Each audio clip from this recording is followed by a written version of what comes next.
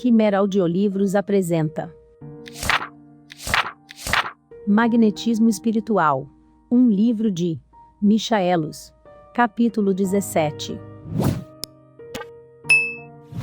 Finalmente, irmãos, tudo o que é verdadeiro, tudo o que é venerável, tudo o que é justo, tudo o que é puro, tudo o que é amável, tudo o que é de boa fama, se há alguma virtude, e se há algum louvor, seja isso que ocupe os vossos pensamentos. O que também aprendestes, recebestes e ouvistes de mim, e em mim vistes, isso praticai, e o Deus de paz será convosco. Epístola de Paulo capítulo 4, versículo 8. Já vimos que o magnetizador deverá revestir-se de toda a atenção, concentrando-a ao mais alto grau, de modo que a sua vontade não sofra solução de continuidade. Por igual, deverá obedecer aos princípios gerais da magnetização, mantendo sempre firme o seu grande desejo de fazer o bem, escudado na sua fé. Lembremo-nos de que, nem sempre nos é dado realizar o nosso desejo. Poderá isso provir de nós mesmos, da nossa impureza, da nossa pouca fé, da nossa fraqueza, como também poderá provir do paciente, que não se encontra em situação de receber a assistência espiritual necessária para a boa recepção dos fluidos, e, consequentemente, para a sua cura. Todavia, quando não nos é dado curar, poderemos, contudo, aliviar os sofrimentos dos nossos semelhantes. Mas estará o magnetismo isento de perigos? Poderá ser nocivo ao magnetizador, ou ao magnetizado? Já antecipamos em capítulos anteriores, alguns casos em que o magnetismo não deve ser aplicado, como também os males que poderão advir para o próprio operador invigilante, acrescentando que os escolhos da magnetização são os mesmos da mediunidade em geral. Voltamos agora ao assunto, para completar as nossas considerações. Em relação à pessoa do magnetizador, devemos acentuar desde logo os perigos a que se expõe pelos excessos da prática magnética, sem o necessário descanso, e sem o preparo físico aconselhado para o dispêndio das suas reservas fluídicas. Daí resultam consequências graves, que poderão levar aos centros nervosos um desequilíbrio completo, quando não afetem outras partes do organismo, como, vg, dores na articulação e nos plexos. Os adolescentes não devem magnetizar, não porque lhes falte a força necessária, mas porque, na idade de crescimento em que se encontram, o fluido que despendessem far-lhes ia falta para o seu próprio desenvolvimento. Seria impossível fixar com segurança o limite máximo de idade em que se deve magnetizar, porque isso depende de cada caso, e, portanto, é variável conforme o estado rígido de cada indivíduo.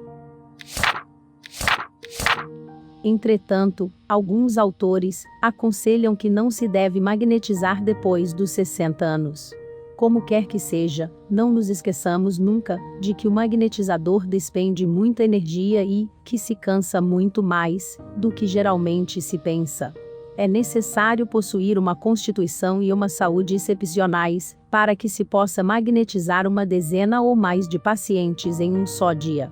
Assim, o operador deverá principalmente fiscalizar seu próprio organismo, observar detidamente a sua resistência e as suas possibilidades, e nunca abusar do exercício magnético.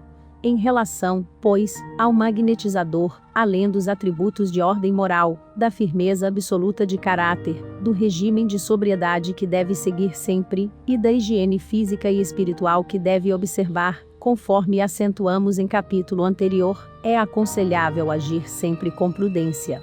Gautier, depois de ter meditado longamente no juramento de Hipócrates para uso dos médicos, escreveu um outro para o magnetizador, assim concebido: pela minha honra e minha consciência, diante de Deus e dos homens, prometo ensinar a todos indistintamente os princípios da arte de curar os doentes pelo magnetismo, e instruí-los na prática, depois que tiverem, por sua vez, prestado este juramento. Juro que cogitarei exclusivamente da saúde dos doentes postos sob a influência das minhas mãos, que estimularei neles a ação da natureza, secundando-a e sem jamais contrariá-la, evitando todos os atos imprudentes e nocivos. Nunca exporei os sonâmbulos à curiosidade pública.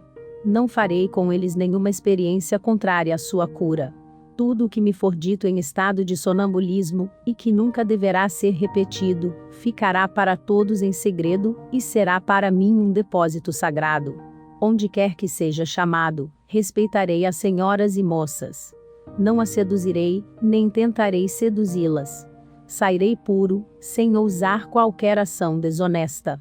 Se, em minha prática, descobrir qualquer meio de fazer o mal, não o divulgarei. E, aqueles que vierem a mim para aprendê-lo, recusarei torná-lo conhecido. Manterei este juramento com fidelidade, sem violar um só dos seus enunciados. Se fizer o contrário, se perjurar, que o seja punido pela perda de minha reputação, e pelo desprezo público.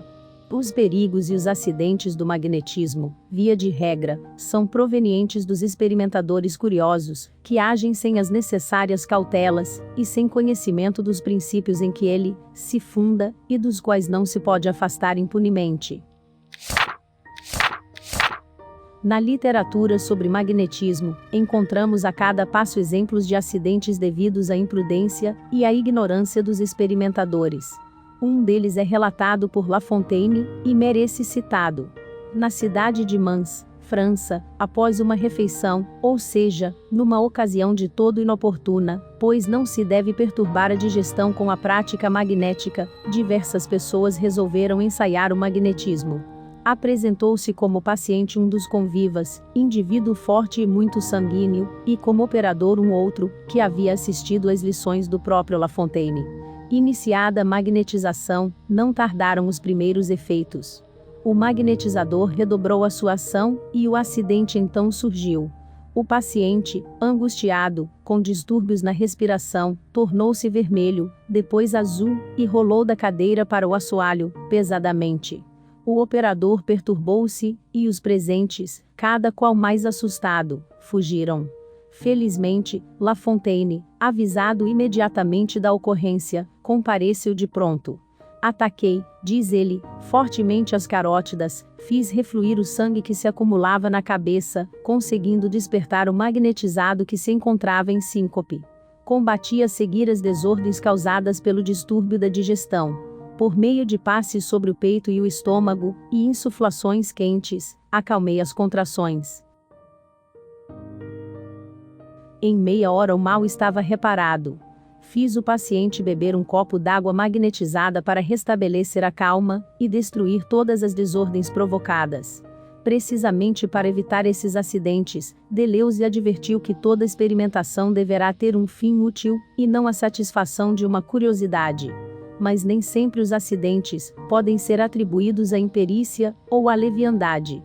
Casos há em que eles ocorrem naturalmente, mas o operador sagaz, quando não os possa evitar, por surgirem de inopino, ou por qualquer circunstância fortuita, conhece, pelo menos, os recursos para combatê-los com êxito, sem perder a calma tão necessária sempre em face do imprevisto.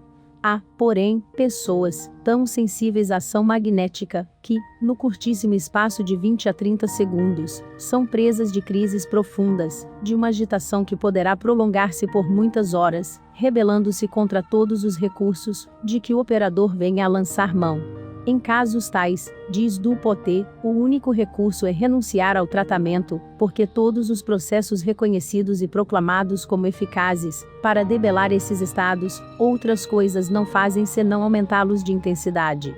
O recurso mais seguro é afastar-se o magnetizador, e esperar que uma modificação se opere naturalmente. Esses casos, felizmente, são excepcionais e ocorrem, por igual, na medicina, pois há doentes cujos órgãos se irritam com a ingestão da mais inofensiva substância. Um exemplo de acontecimento fortuito e inesperado, pondo em risco a vida do paciente, oferece-nos igualmente La Fontaine. Tratava-se de uma jovem posta em estado sonambúlico, na presença de médicos e de outras pessoas de responsabilidade. Uma das senhoras presentes havia estabelecido contato com a sonâmbula, a quem se achava ligada pelas mãos. Em dado momento, partiram da rua gritos alarmantes de incêndio. A senhora, em contato com a sonâmbula, abandonando a mão desta, pôs-se a exclamar: "Fogo! Oh meu Deus! Salvemo-nos!" Naquele estado de extrema sensibilidade, que é o estado sonambúlico, a jovem foi tomada de um terror tão violento, que se manifestaram desde logo os sintomas evidentes de um ataque de apoplexia. Percebendo a gravidade do caso, um dos médicos se lançou para a sonâmbula, de bisturi em punho, pronto para sangrá-la. La Fontaine, porém, subitamente interveio, atacando com decisão a carótida e as jugulares, detendo o curso do sangue para a cabeça, acalmando em seguida a jovem por meio de passes, conseguindo afinal despertá-la sem outros acidentes. O experimentador não deve ser timorato, mas cauteloso. Conhecendo suficientemente os princípios do magnetismo, e portanto, os fenômenos que este pode produzir, nada deve temer. Ele tem em suas mãos todos os recursos necessários para enfrentar as situações imprevistas. Por isso, Bué adverte que cumpre fazer um exame de si próprio e refletir maduramente. Considerando o objeto a que se propõe curar, na altura do verdadeiro sacerdócio, é necessário tomar a resolução de imprimir a todos os seus atos o mais correto procedimento, as intenções mais puras, inteira discrição, dedicação absoluta, e só empreender o tratamento quando certo de o levar a bom termo nas condições exigidas. Entre os muitos fenômenos resultantes do magnetismo, um há que merece detida atenção, por se enfileirar entre os chamados perigos morais, o da atração dos sexos. Embora se trate de fenômeno muito raro, teste é de parecer que os magnetizadores não devem ocultá-lo, mas antes devem revelá-lo com toda a franqueza e verdade, como um dever de consciência, cumprindo aos experimentadores honestos conhecê-lo em toda a sua extensão, para se precatarem contra as suas consequências. E a esse propósito, Teste nos conta o caso de uma senhora da alta sociedade parisiense, que o procurara, certa vez, para submeter-se ao tratamento magnético. Madame Décimo. Tinha então cerca de 28 anos. Nossa entrevista ocorreu com toda naturalidade. As pessoas que me conhecem, sabem que sou com os meus doentes, particularmente com aqueles que vejo pela primeira vez, de uma polidez antes reservada que expansiva. Tratava-se de uma afecção reumática do joelho direito, com dores vivas ao menor contato, e que havia resistido a todos os recursos da medicina. Teste era médico, aconselhados para casos semelhantes, num tratamento que se prolongava já por 3 anos. No dia seguinte, à hora aprazada, compareci na residência de Madame Décimo. Para a primeira sessão. A doente, que sofria um pouco, recostou-se num canapé, e eu me assentei. Embora me tivesse declarado ser nervosa, e de excessiva impressionabilidade, ela possuía todas as aparências de boa saúde, e era de forte compleição. Mas o tom frio, cerimonioso, refletido, com que me fez essa confidência, parecia desmenti-la. Em breve, porém, tive ocasião de verificar-lhe a sinceridade. Achei sempre que a ação geral favorece a magnetização, ainda mesmo quando se pretende fazer uma aplicação local. Por isso, comecei por alguns passes da cabeça aos pés. À medida que os passes eram feitos, a doente se inclinava imperceptivelmente para mim, sem dizer uma palavra, sem ensaiar sequer um gesto, e sua atitude, até o fim da sessão, foi de absoluta impassibilidade. Senti nas extremidades dos dedos um formigamento, o formigamento característico que dizem os doentes experimentar, e cuja intensidade me pareceu sempre proporcional aos efeitos produzidos.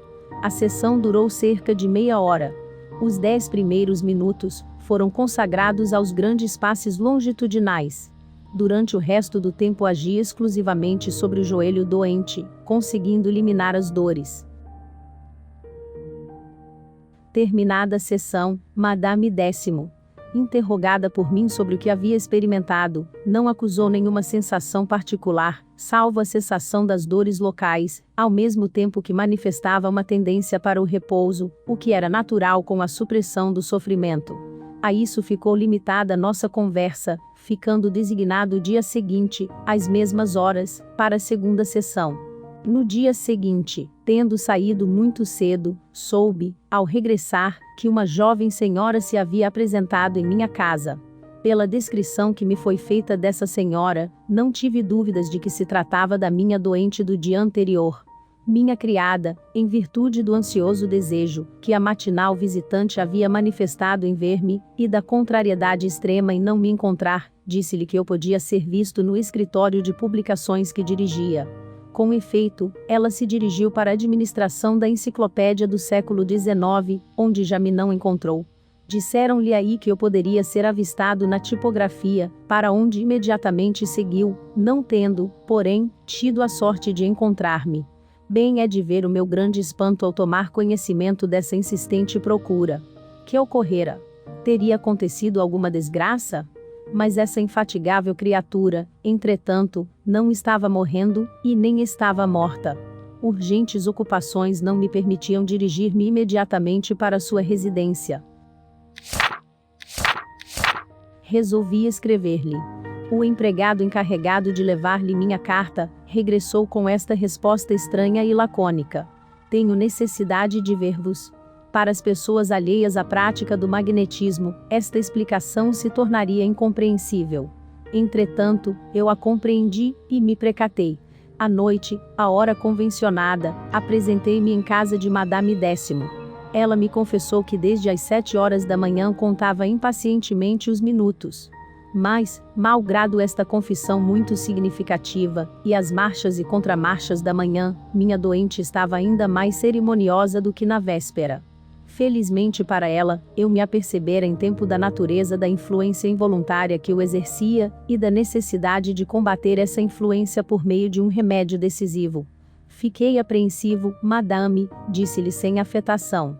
Receava, em verdade, encontrá-la mais doente, e que o magnetismo lhe tivesse agravado o mal. Não me fez bem nem mal, disse ela, rindo. Que tinha, pois, para pressurosamente me comunicar? Ela abaixou os olhos, sem responder. E como eu insistisse, disse, corando: peço-vos, Senhor, não mo pergunteis. Confirmava-se destarte o que eu já sabia.